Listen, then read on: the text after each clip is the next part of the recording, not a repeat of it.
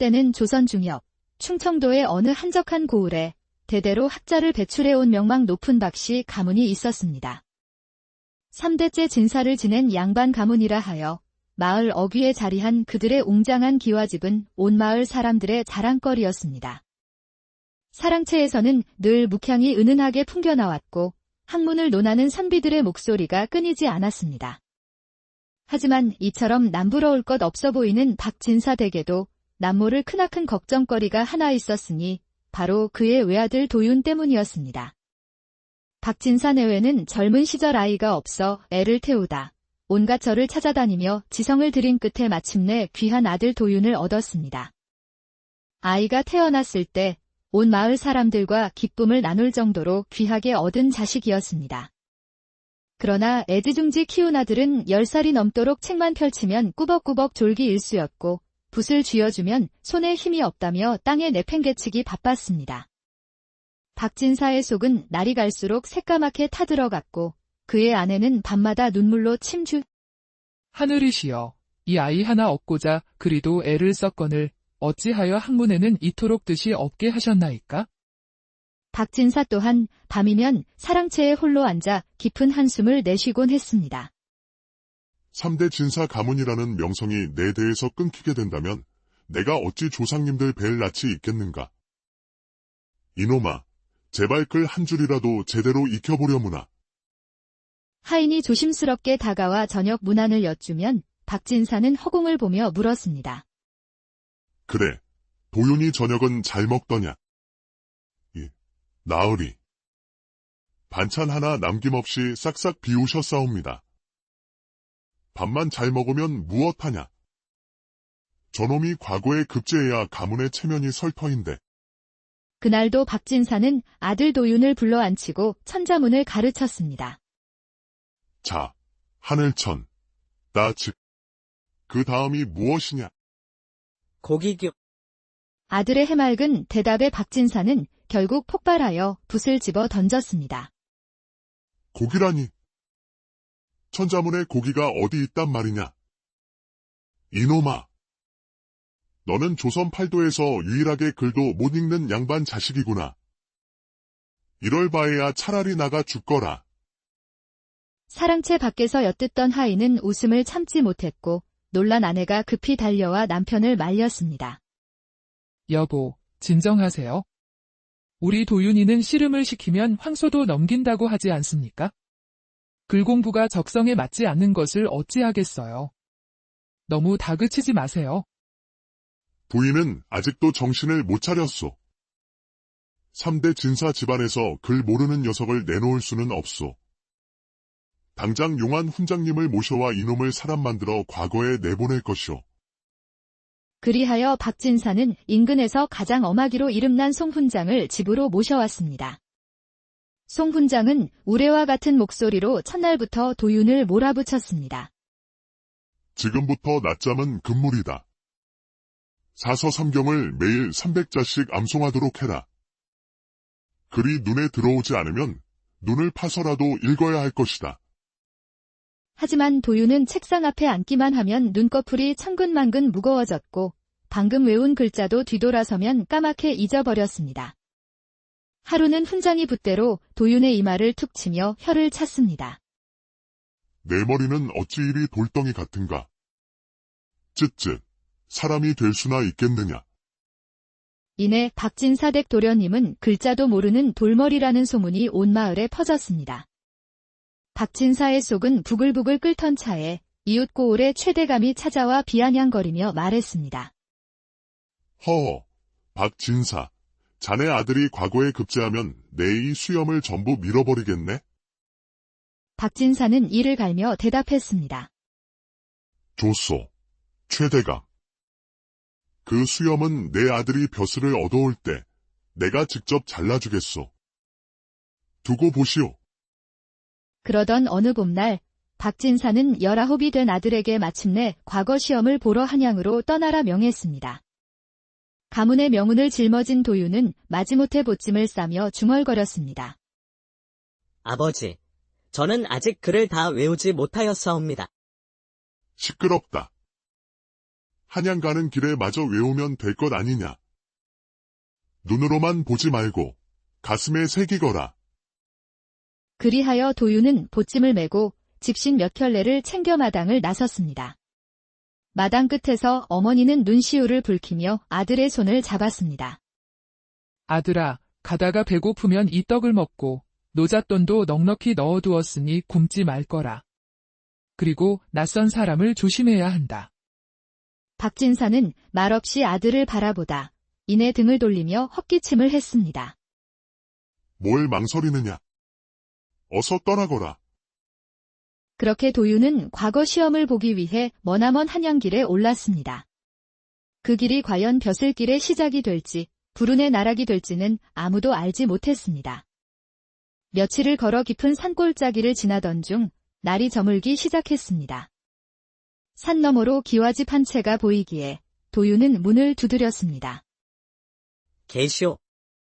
지나가던 선비인데 하룻밤 묵어갈 수 있겠소? 문을 연 나이 지긋한 노파는 차갑게 말했습니다. 우리 집은 나그네를 받지 않소이다. 저 고개 너머에 주막이 있으니 그리로 가보시오.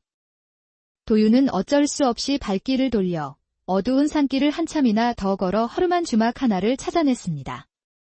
주막에 들어서자 시큼한 술 냄새와 함께 여러 등짐 장수들이 떠들썩하게 술판을 벌이고 있었습니다.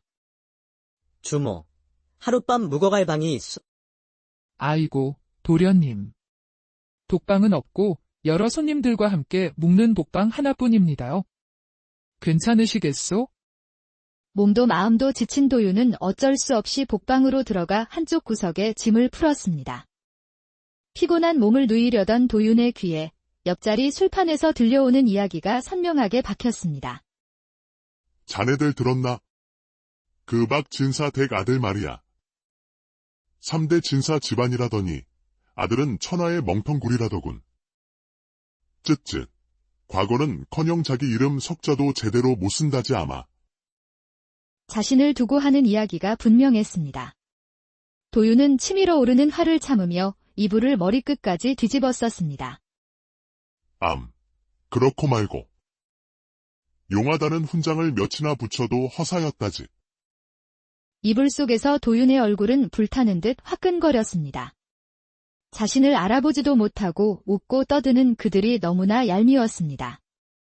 그때 등짐 장수 하나가 술잔을 비우고는 도윤이 누운 쪽을 턱짓으로 가리키며 말했습니다. 어이, 저기 구석에 누운 양반이 혹시 그 멍청하다는 박진사 댁 아들 아니야? 꼴을 보니 한양으로 과거 보러 가는 길 같은데. 배가 고픈가 보네. 입맛만 쩝쩝 다시고 있으니. 깔깔깔. 등짐 장수들은 모두 배를 잡고 웃었고 그 소리에 도윤은 더 이상 참을 수 없는 분노를 느꼈습니다. 그때 한 등짐 장수가 술잔을 들고 외쳤습니다. 아이고, 불쌍한 도련님. 이리 와서 술이나 한 잔 받으시오. 어차피 떨어질 과거 시험, 술로 마음이나 달래야지. 그 말에 도윤은 눈을 지그시 감고 속으로 다짐했습니다. 속마음, 내가 떨어질지 어찌 알고 저리 함부로 짓거리는가. 좋다. 내 놈들, 나를 알아보고 일부러 이러는 것이었다. 그날 밤 도윤은 분노로 잠 못 이루고 등짐 장수들이 모두 잠들기를 기다렸습니다. 깊은 밤 그는 조용히 일어나 자신을 가장 심하게 조롱하던 자의 얼굴과 다리의 특징을 눈에 새겨두었습니다. 속마음, 바로 이놈이구나. 다리의 상처와 검은 반점. 절대 잊지 않겠다. 과거에는 떨어질지언정 오늘 받은 이 수모는 1000배로 갚아주고야 말겠다. 다음 날 새벽 도윤은 주막을 나서 며칠을 더 걸어 마침내 한양에 도착했습니다. 거대한 성문을 보며 그는 굳게 다짐했습니다. 속마음, 여기까지 왔으니 죽이 되든 밥이 되든 시험은 치르고 말겠다. 성안은 팔도 각지에서 모여든 선비들로 인산인해를 이루었고 그 기세에 도윤은 절로 주눅이 들었습니다. 시험장에 들어서 종이가 나뉘고 붓을 든 순간 도윤의 손끝은 사시나무처럼 떨렸습니다. 어려운 시험 문제는 고사하고 눈앞의 글자들이 빙빙 돌아 어느 것이 종이고 어느 것이 글씨인지 분간조차 하기 어려웠습니다. 속마음, 대체 뭐라고 쓰라는 것이냐? 옆자리 선비들의 분놀림은 거침이 없었고 조급해진 도유는 결국 아는 단어들을 아무렇게나 써 내려갈 수밖에 없었습니다. 시험 종료를 알리는 종소리가 울리자 도유는 멍한 얼굴로 과장을 빠져나왔습니다. 급제자 명단이 발표되던 날 역시나 그의 이름 석자는 어디에도 없었습니다. 허탈한 마음에 장터를 헤매던 도유는 길가에 주저앉아 깊은 절망에 빠졌습니다. 나는 대체 무엇을 위해 여기까지 온 것인가? 이제 돌아가서 아버지와 어머니께 뭐라 말씀드려야 한단 말인가? 바로 그 순간 주막에서 들었던 등짐 장수들의 조롱이 그의 귓가를 다시 맴돌았습니다. 한청, 박 진사댁 아들, 벼슬 기른커녕 글자도 못 읽는다더라. 그 말이 이토록 뼛속까지 사무친 적은 처음이었습니다. 도유는 벌떡 일어났습니다. 그의 눈에는 절망 대신 차가운 분노가 서려 있었습니다. 속마음, 좋다. 과거에 떨어진 것은 내 탓이라 치자. 하지만 그놈들만은 반드시 내 손으로 코를 납작하게 만들어 주리라. 그날 이후 도유는 고향으로 향하던 발길을 돌려 장터마다 들르며 그 등짐 장수들을 찾아 나섰습니다. 복수라는 검은 먹물이 그의 가슴을 온통 물들이기 시작한 것입니다. 집신이 닳도록 걷고 밤이면 주막 다락방에서 잠을 청하며 두어 달이 지났을 무렵 마침내 그는 어느 장터에서 익숙한 등짐 하나를 발견했습니다. 낡은 가죽끈, 옆구리에 매단 조롱바. 틀림없었습니다. 그날 밤 그놈의 등짐이었습니다. 속마음, 찾았다. 저놈이 틀림없어. 다리만 확인하면 확실해질 것이다. 도유는 조심스럽게 등짐쟁이를 미행했습니다. 장이 파하고 등짐쟁이는 익숙한 듯 어느 골목길로 접어들었고 그 끝에는 바로 그 주막이 있었습니다. 도윤의 가슴은 복수심으로 세차게 뛰었습니다. 그는 주막으로 들어가 복방 한 구석에 조용히 자리를 잡았습니다. 아니나 다를까 등짐 장수들은 또다시 술판을 벌이며 그날처럼 떠들어대기 시작했습니다. 이번 과거 시험에 또 떨어진 도련님이 여기 와 있는 거 아니야. 그 집안도 참 안 됐어. 도윤은 이를 악물었습니다. 그때 등짐 장수 중 하나가 도윤을 알아보고 술잔을 건넸습니다. 어이, 선비 양반. 낯이 익은데 또 과거에 떨어지고 고향 내려가는 길이신가? 도윤은 분노를 참고 조용히 대답했습니다. 그렇소이다. 여기도 다 떨어지고 마음마저 가난한 길이요. 우리도 인생 쓴맛은 다 본 놈들이니. 자, 한 잔 받으시게. 도윤은 술잔을 받으며 슬쩍 그의 다리를 살폈습니다. 그가 기억하던 반점과 흉터 자국. 바로 그 사내였습니다. 술자리가 무르익을 무렵 도윤은 천천히 입을 열었습니다.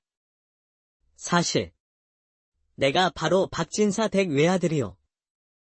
그 말에 방 안은 순간 정적이 흘렀습니다. 등짐 장수들은 당황하여 서로 눈치만 살폈습니다. 미처 몰라 배웠습니다. 저희가 술김에 실언을. 괜찮소. 과거에 떨어진 놈이 뭐가 그리 대단하겠소. 다만 오늘 이 자리에서 여러분께 한 가지 부탁이 있소. 도윤은 천천히 그 사내의 다리를 가리키며 말했습니다. 그대 다리에 난 털이 아주 실하니 마음에 드는구려. 그 털 하나만 나에게 파시오. 예. 제 다리털을 사시겠다고요? 그렇소. 값은 10냥을 주겠소. 다만 내가 직접 고르겠소. 열량이라는 소리에 등짐 장수의 입이 떡 벌어졌습니다. 장난 같던 분위기는 순식간에 진지한 거래로 변했습니다. 도윤은 사내의 다리에서 털을 하나씩 뽑으며 꼼꼼히 살피기 시작했습니다. 이건 너무 가늘고. 이건 너무 짧고. 이건 결이 거칠구나.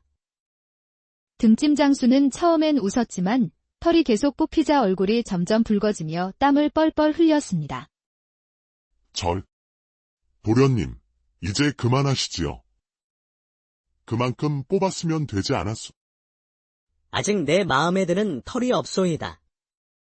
이쪽 다리에는 영 없으니 반대쪽 다리를 내놓으시오.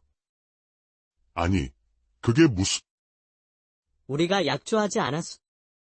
내가 귀한 돈 10냥이나 주는데 당연히 마음에 드는 놈으로 골라가야 하지 않겠소? 등짐 장수는 할 말을 잃고 반대쪽 다리를 내놓았고 도유는 밤새도록 털을 뽑았습니다. 결국 등짐 장수의 다리는 붓다 못해 피가 나기 시작했습니다. 아이고. 됐소. 돈도 필요 없으니 제발 그만두시오. 이 양반이 지금 뭐라 하는 게요? 사내가 한번 한 약조를 어기겠단 말이오. 내가 잘못했소. 10냥을 도로 내놓을 테니. 아니, 20냥을 내주겠소.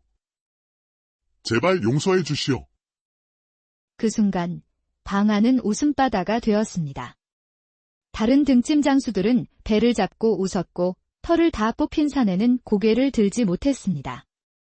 그날 밤 도유는 조롱당했던 바로 그 자리에서 통쾌하게 복수를 하고 기분 좋게 주막을 떠났습니다. 마침 인근 마을에서는 추석맞이 씨름 대회가 열리고 있었습니다.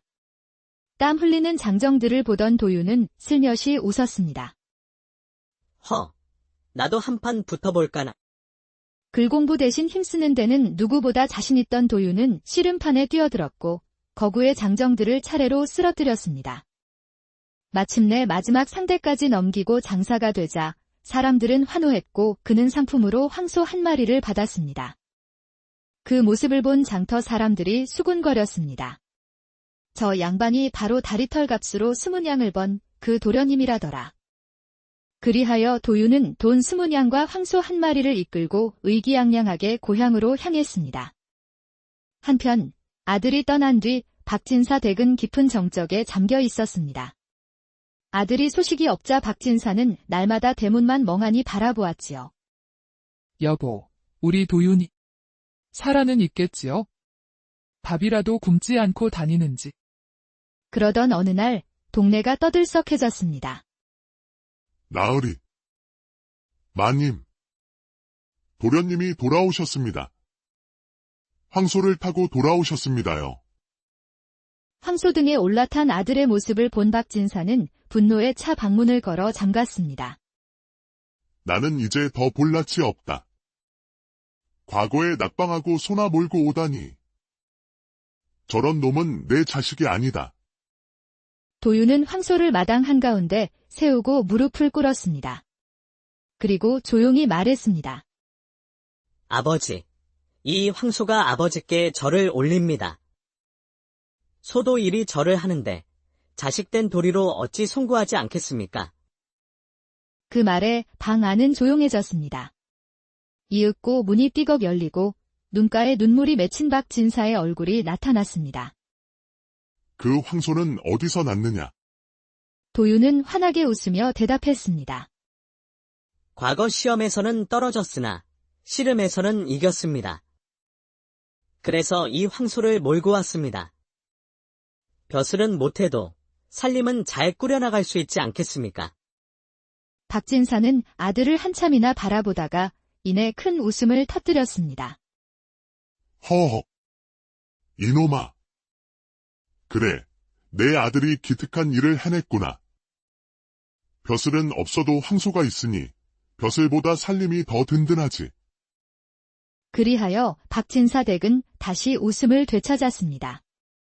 도유는 붓 대신 황소 곡비를 잡고 밭을 갈고 씨름판에 나가며 마을의 대장부가 되었습니다. 공부는 못해도 살림 하나는 야무지게 해내는 아들 덕에 박진사도 더는 아들을 다그치지 않고